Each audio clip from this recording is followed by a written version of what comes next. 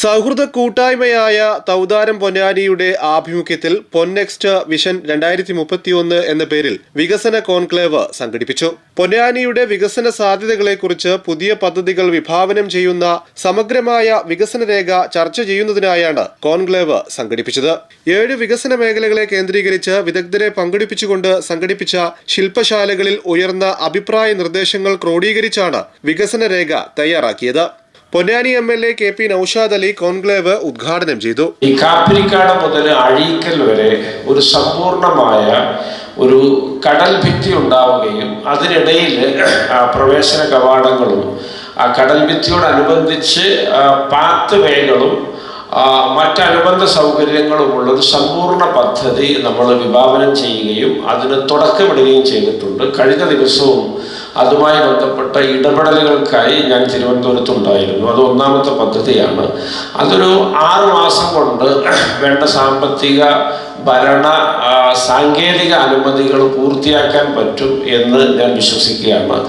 രണ്ടാമതായിട്ടൊരു പദ്ധതി, ഈ പൊന്നാനിയിലുടനീളം മഴക്കാലം വന്നു കഴിഞ്ഞാൽ വ്യാപകമായ വെള്ളക്കെട്ടുകളാണ്.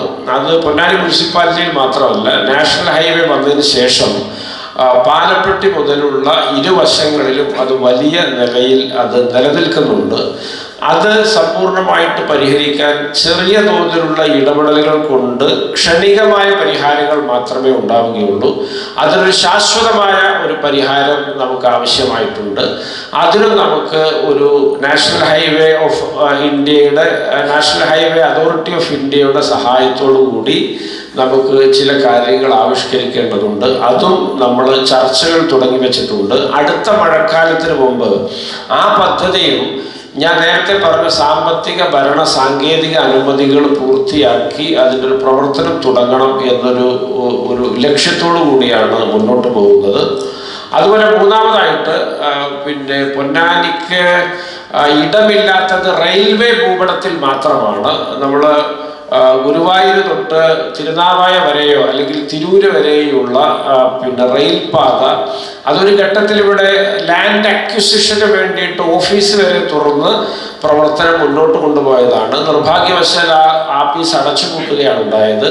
അത് നമുക്ക് പൊടി തട്ടിയെടുത്ത് നമുക്ക് മുന്നോട്ട് കൊണ്ടുവരണം. അങ്ങനെയാണെങ്കിൽ അതിൻ്റെ നിലവിലുള്ള രൂപരേഖ പ്രകാരം കുണ്ടുകടവ് ജംഗ്ഷനിലാണ് പൊന്നാനി റെയിൽവേ സ്റ്റേഷൻ വരിക. അത് നമുക്ക് വീണ്ടും പൊടി തട്ടിയെടുക്കണം. അങ്ങനെയുള്ള 3 മേജർ പദ്ധതികൾക്ക് ഏറ്റവും മുന്തിയ പരിഗണന കൊടുത്ത് നമുക്ക് മുന്നോട്ട് പോകേണ്ടതുണ്ട് എന്നൊരാശയം നിങ്ങളുടെ മുമ്പാകെ വെക്കുകയാണ്. ഞാൻ ആദ്യം ഒന്നാമത് പറഞ്ഞത് നമ്മൾ അതിൻ്റെ പ്രാരംഭമായ അതിൻ്റെ ബേസ്മെന്റ് പൂർത്തിയാക്കി ഫൗണ്ടേഷനിലേക്ക് പോയിട്ടുണ്ട് എന്ന് വേണമെങ്കിൽ പറയാം. അതിൻ്റെ ഒരു സൂപ്പർ സ്ട്രക്ചറിലേക്കാണ് ഇനി പോകേണ്ടത്.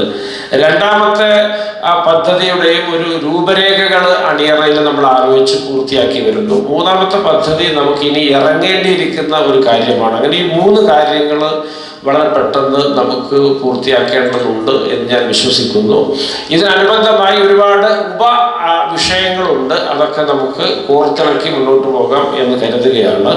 അതുപോലെ ഒരു കാര്യം കൂടി പറഞ്ഞ് നിർത്തുകയാണ്. ഈ പൊന്നാനിയുടെ ചരിത്രം തന്നെ മാറ്റിമറിക്കാൻ ഉതകുന്നത്, ഇതിൻ്റെ ഒരു മുഖവര അത് മാറ്റിമറിക്കാൻ ഉതകുന്ന ഒന്നാണ് കേരള ബജറ്റിൽ പ്രഖ്യാപിച്ചിട്ടുള്ള തിണ്ടീസ് മലബാർ കൾച്ചറൽ ബിനാലെ. അത് പൊന്നാനി എന്താണ് എന്ന് അറിയാതെ പോയ ഒരു പുതിയ തലമുറയോ അല്ലെങ്കിൽ ഇതിൻ്റെ ഒരു മഹിത പ്രതാപം എന്താണെന്ന് കൃത്യമായിട്ട് വിലയിരുത്തപ്പെടാതെ പലതിൽ നിന്നും തഴയപ്പെടുന്നൊരു സാഹചര്യം ഉണ്ടായിട്ടുണ്ടെങ്കിൽ അതിനൊക്കെയുള്ളൊരു സമ്പൂർണ്ണ ഒറ്റമൂലിയായിരിക്കും ഈ ബിനാലെ എന്ന് പറയാൻ ഞാൻ ആഗ്രഹിക്കുന്നു. ഒരു 30-40 ദിവസം നീണ്ടു നിൽക്കുന്ന സാഹിത്യം, സംസ്കാരം, കല, സംഗീതം, ചിത്രകല, പൗരാണികത, ചരിത്രം, തദ്ദേശീയ പ്രത്യേകതകൾ, ഈ പാരമ്പര്യം, പൈതൃകം, ഇങ്ങനെയുള്ള നിരവധി മേഖലകളെ സ്പർശിക്കുന്ന ഒരു കലാ കാർണിവൽ എന്ന് വേണമെങ്കിൽ, അല്ലെങ്കിൽ ഔദ്യോഗിക പരിവേഷത്തോടെയുള്ള വലിയൊരു സംസ്കൃതിയുടെ ഒരു ഉത്സവമായിരിക്കും അത്. തീർച്ചയായിട്ടും അതിൻ്റെ പ്രവർത്തനങ്ങളും നമ്മൾ തുടങ്ങിക്കഴിഞ്ഞു. ഞാൻ ഇപ്പോഴും വേദിയിലിരുന്ന് ശ്രീ നാസർ സാഹിബുമായിട്ട് ഞാൻ ആ വിഷയം സംസാരിക്കുകയായിരുന്നു. നമുക്ക് ചില പ്രമുഖ വ്യക്തികളൊക്കെ അതിൻ്റെ ട്രസ്റ്റി ബോർഡ് മെമ്പർമാരാകാൻ മുന്നോട്ട് വന്നിട്ടുണ്ട്. അത്തരം കാര്യങ്ങൾ ഇപ്പോൾ ഇവിടെ അനാവൃതമാക്കുന്നില്ല. അപ്പോൾ അതിൻ്റെ പ്രവർത്തനങ്ങളും വളരെ ഊർജിതമായിട്ട് മുന്നോട്ട് പോകുന്നുണ്ട്. Programme coordinator professor Imbichikoya K അധ്യക്ഷനായിരുന്നു. Akbar travels of India managing director doctor K V. Abdul Nasser വികസന രേഖ MLAക്ക് കൈമാറി. കഴിഞ്ഞ ഏതാനും ആഴ്ചകളായി പല വിദഗ്ധരിൽ നിന്നും വിവിധ മേഖലകളിലെ പ്രൊഫഷണലുകളിൽ നിന്നും സാമൂഹിക പ്രവർത്തകരിൽ നിന്നും പൊതുജനങ്ങളിൽ നിന്നും ലഭിച്ച നിർദ്ദേശങ്ങളും ആശങ്കകളും പ്രതീക്ഷകളും ചേർന്നതാണ് ഈ വിഷൻ 2031. അങ്ങനെയാണ് ഈ രേഖ തയ്യാറാക്കിയത്. ഒരു മികച്ച പൊന്നാനിക്കായുള്ള നിശാബോധം നൽകുകയാണ് ഈ രേഖയുടെ മുഖ്യ ലക്ഷ്യം. അടിസ്ഥാന സൗകര്യ വികസനം, വിദ്യാഭ്യാസം, ആരോഗ്യം, ടൂറിസം, തൊഴിൽ സാധ്യതകൾ, പരിസ്ഥിതി സംരക്ഷണം, സമഗ്ര വികസനം, റെയിൽവേ, തുറമുഖം തുടങ്ങി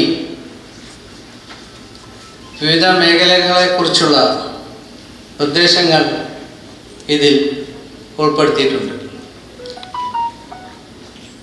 അതിസമ്പന്നമായ ചരിത്രവും സംസ്കാരവും മതസൗഹാർദ്ദവും ഭാരതപ്പുഴയും അറബിക്കടലും കായലും പ്രകൃതി സമ്മാനിച്ച അതുല്യമായ സാധ്യതകൾ നിറഞ്ഞ നാടാണ് നമ്മുടെ പൊന്നാനി.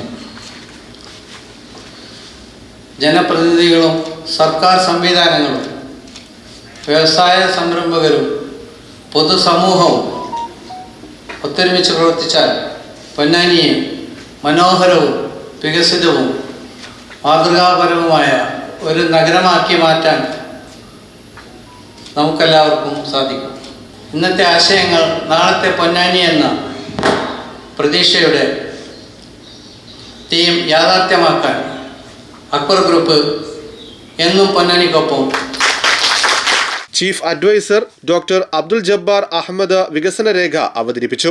ചടങ്ങിൽ പെരുമ്പടപ്പ് ഗ്രാമപഞ്ചായത്ത് പ്രസിഡന്റ് വത്സലകുമാർ, ആലങ്കോട് ഗ്രാമപഞ്ചായത്ത് പ്രസിഡന്റ് ആസിയ ഇക്ബാൽ എന്നിവർ ആശംസകൾ അർപ്പിച്ച് സംസാരിച്ചു. മുൻ MP C ഹരിദാസ്, തൗദാരം പൊന്നാനിയുടെ സ്ഥാപകൻ ഇബ്രാഹിംകുട്ടി മാളിയക്കൽ എന്നിവർ സംബന്ധിച്ചു.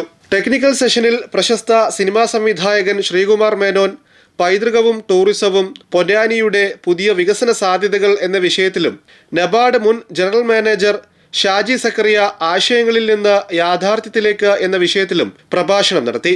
KV നദീർ മോഡറേറ്ററായിരുന്നു. തൗദാരം പൊന്നാനി ഭാരവാഹികളായ UK Kabir, Nooruddeen Koya, KM Abdurahiman, T Shahul Hameed എന്നിവർ സംസാരിച്ചു.